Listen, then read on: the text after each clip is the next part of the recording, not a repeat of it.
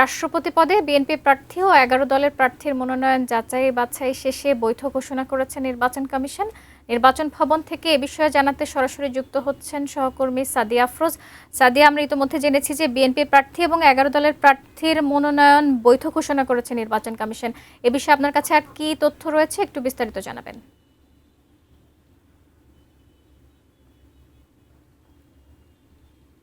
কিছুক্ষণ আগে প্রধান নির্বাচন কমিশনার এবং রাষ্ট্রপতি নির্বাচনী কর্তা এম নাসির উদ্দিন তিনি বিএনপির প্রতিনিধি দলের উপস্থিতিতে বিএনপির প্রার্থী মির্জা ফখরুল ইসলাম আলমগীরের মনোনয়নপত্র যাচাই বাছাই করেছেন এবং তারপর তিনি সেখানে ঘোষণা দিয়েছেন যে তার মনোনয়নপত্রটি বৈধ এবং সব ধরনের কাগজপত্র সঠিক থাকায় তিনি বৈধ প্রার্থী হিসেবে রাষ্ট্রপতি নির্বাচনে অংশগ্রহণ করবেন এবং প্রতিদ্বন্দ্বিতা করবেন।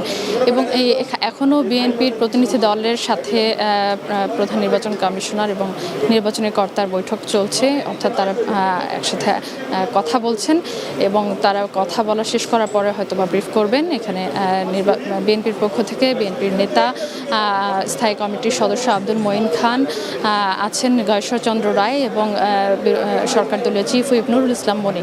এর আগেও যে গত বৃহস্পতিবার মনোনয়নপত্র জমা দেওয়ার সময়ও এই নেতারাই মূলত এসেছিলেন তাদের মির্জা ফখরুল ইসলাম আলমগীরের মনোনয়নপত্র জমা দিতে। এবং এর আগে আপনাকে জানিয়ে রাখি যে 11 দলীয় ঐক্যজোটের যে প্রার্থী অলি আহমেদ তার মনোনয়নপত্র বৈধ ঘোষণা করা হয়েছে এবং এখানে তাদের যে প্রতিনিধি দল তারা এসেছিলেন, তারা কথা বলেছেন, তারা বলেছেন যে বৈধ প্রার্থী হিসেবে নির্বাচনে তিনি অংশ নেবেন এবং এই নির্বাচন থেকে নিজের প্রার্থিতা প্রত্যাহার তিনি করবেন না। তো সকালে এর আগে তার জামাত নেতৃত্বাধীন যে 11 দলীয় জোট তাদের যে মনোনয়নপত্র যখন যাচাই বাছাই করা হয়েছে তাদের পক্ষ থেকে জানানো হয়েছে যেহেতু একটি মনোনয়নপত্র বা প্রথম মনোনয়নপত্রটি বৈধ ঘোষণা করা হয়েছে, তাই তাদের পক্ষ থেকে জমা দেওয়া আরেকটি মনোনয়নপত্র সেটি আর যাচাই বাছাই করবে না নির্বাচন কমিশন। এবং আজকে যাচাই বাছাই করা হচ্ছে, এরপরে হয়তোবা নির্বাচন কমিশনের পক্ষ থেকে কথা বলা হবে। প্রধান নির্বাচন কমিশনার কিংবা নির্বাচন কমিশন সচিব দুজনের একজন হয়তোবা আমাদেরকে জানাবেন বিস্তারিত। এবং এরপর আপনি জানেন যে 18 আগস্ট এই নির্বাচনের মনোনয়নপত্র প্রত্যাহারের সময় দেওয়া হয়েছে, অর্থাৎ যে দুই প্রার্থী তাদের যে কেউ একজন চাইলেই প্রত্যাহার করতে পারেন। শেষ সময় 18 আগস্ট এবং আগামী 20 তারিখে এই রাষ্ট্রপতি নির্বাচন অনুষ্ঠিত হবে সংসদ সদস্যদের উপস্থিতিতে সংসদ সচিবালয়ে। আপনি জানেন যে 20 তারিখ দুপুর 2টা থেকে বিকাল 5টা পর্যন্ত এই ভোট অনুষ্ঠিত হবে, যেখানে সংসদ সদস্যরাই মূলত ভোটার। এবং এখানে বিএনপির সংখ্যাগরিষ্ঠতার কারণে আপনি জানেন যে বিএনপি যেহেতু সংখ্যাগরিষ্ঠ দল, তাই তাদের যিনি প্রার্থী মির্জা ফখরুল ইসলাম আলমগীর ভোটের আগেই বলা যায় যে তার জয় নিশ্চিত এবং তিনি বিজয়ী হিসেবে আসলে নির্বাচনে জয়ী হয়ে আসবেন। যদিও 11 দলের পক্ষ থেকে এর আগে বারবারই বলা হয়েছে যে জয় পরাজয় নয়, বরং নির্বাচনে অংশগ্রহণ করার মধ্যে দিয়ে তারা জনগণকে একটি বার্তা দিতে চান যে যাতে বিনা প্রতিদ্বন্দ্বিতায় বাংলাদেশে আর ভোট না হয়। সেই জন্য মূলত তাদের এই নির্বাচনে অংশগ্রহণ করা। আমরা বিএনপির যারা প্রতিনিধি দল এসেছিলেন নির্বাচন কমিশনে তাদের পক্ষ থেকে ব্রিফ করা হবে, তারা বের হয়েছেন। তাদের ব্রিফটি শুরু হলে আমরা সেখানে চলে যাব এবং তাদের পক্ষ থেকে শুনবো যে তারা কি বলছেন। আপনি জানেন যে গত বৃহস্পতিবার মনোনয়নপত্র জমা দেওয়ার শেষ দিন ছিল, সেদিনও বিএনপির এই সিনিয়র নেতারা উপস্থিত ছিলেন। সেদিনই বিএনপির নেতা মির্জা ফখরুল ইসলাম আলমগীরকে মনোনয়ন দেওয়া হয়েছিল মনোনীত প্রার্থী হিসেবে, সেদিনই তার মনোনয়নপত্র দাখিল করা হয় এবং আজকে তার মনোনয়নপত্র যাচাই বাছাই শেষে বৈধ প্রার্থী হিসেবে তার মনোনয়নপত্রটি গ্রহণ করা হয়েছে এবং সেটি বৈধ প্রার্থী হিসেবে তাকে ঘোষণা দেওয়া হয়েছে। এবং এখানে ব্রিফটি শুরু হবে কিছুক্ষণের মধ্যে। আমরা একটু ব্রিফিংয়ে চলে যাব। এখানে বিএনপির নেতা আছেন গয়েশ্বরচন্দ্র রায় এবং আব্দুল মঈন খান, তারা কথা বলবেন, তাদের বক্তব্য আমরা একটু শুনবো।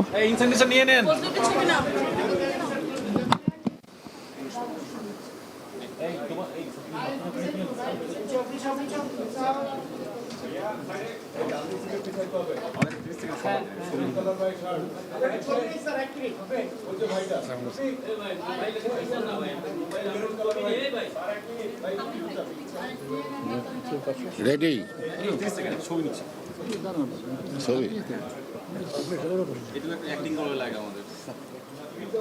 ও অ্যাক্টিং করতে হয়।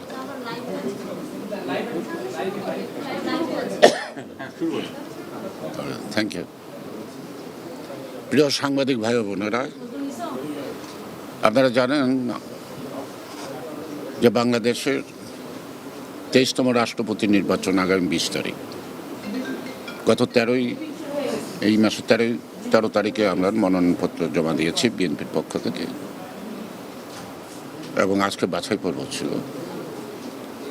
আমাদের পক্ষ থেকে আমরা প্রার্থী ঘোষণা করেছিলাম আমাদের দলের অর্থাৎ বিএনপির মহাসচিব জনাব মির্জা ফখরুল ইসলাম আলমগীর।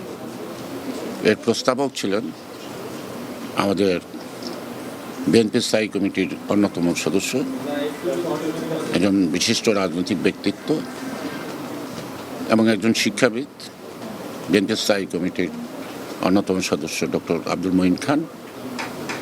সমর্থনকারী হিসেবে ছিলাম আমি, এবং সেদিন উপস্থিত ছিলেন আমাদের চিফ হুইপ জনাব নুরুল ইসলাম মনি, হুইপ নুরুদ্দিন অপু সহ আরও বেশি নেতৃবৃন্দ ছিল। আজকে কম, কারণ আজকে তো শুধু বাছাই।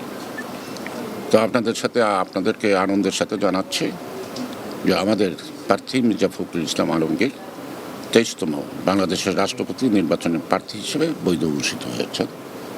এখন আমরা অপেক্ষায় থাকব 20 তারিখের নির্বাচনের জন্য। আপনাদের ধন্যবাদ। আপনি তো দুইটা মনোনয়নপত্র জমা দিয়েছেন। আমরা একটাই দিয়েছি। আমরা একটা দিয়েছি। ওকে, থ্যাংক ইউ। কিছুক্ষণ আগে জামাতের প্রতিনিধি অর্থাৎ 11 দলের প্রতিনিধি আসছিল, তারা বলতে 70 অনুচ্ছেদ সংশোধন হওয়া দরকার। আপনাকে মনে করেন কিনা? সেটা পরের চ্যাপ্টার, সেটা পরবর্তী সংসদ যদি বিবেচনা করে সবাই মিলে, এটা হতে পারে। সেটা খুব আলোচিত না হচ্ছে তো রাষ্ট্রপতি। না, এখন রাষ্ট্রপতি নির্বাচনের আগে এই প্রশ্নটা অবান্তর, কনফিউশন সৃষ্টি করে লাভ নেই। তারা বলতেছে এটা বড় অন্তরায়, রাষ্ট্রপতি নির্বাচনে একটা বড় বাধা।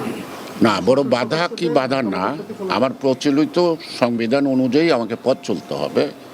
সেই সংবিধানে আমার যেখানে বাধা আছে সেই বাধা অতিক্রম করার জন্য আমাকে সংসদ থেকে সংশোধন করতে হবে। এর বাইরে না, রাস্তাঘাটে বলে লাভ নেই। দলের মহাসচিব নিয়ে কোনো চিন্তা ভাবনা হয়েছে কি? দলের মহাসচিব নির্বাচন কমিশনের চিন্তা ভাবনা, এটা আমাদের গুলশান অফিসে আমাদের স্থায়ী কমিটির চিন্তা ভাবনা। আপনার দলীয় ভালো থাকে।